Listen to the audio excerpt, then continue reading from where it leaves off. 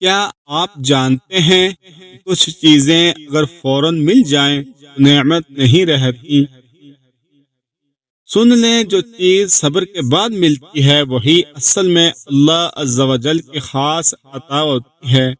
اللہ عز و جل سب کو دیتا ہے مگر ہر کسی کو ایک ہی طریقے سے نہیں دیتا، کسی کو فوراً اور کسی کو انتظار کے بعد، کیونکہ انتظار انسان کو ٹوٹنا نہیں سنبھلنا سکھاتا ہے۔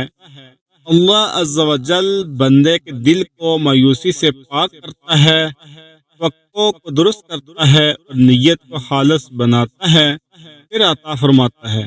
یاد رکھیں، جو چیز صبر کے بغیر مل جائے وہ چھن بھی سکتی ہے، لیکن جو صبر کے بعد ملے وہ سنبھل بھی جاتی ہے۔ اگر آپ آج صبر کر رہے ہیں تو سمجھ لیں اللہ عز و جل آپ کو کچھ خاص دینے والا ہے۔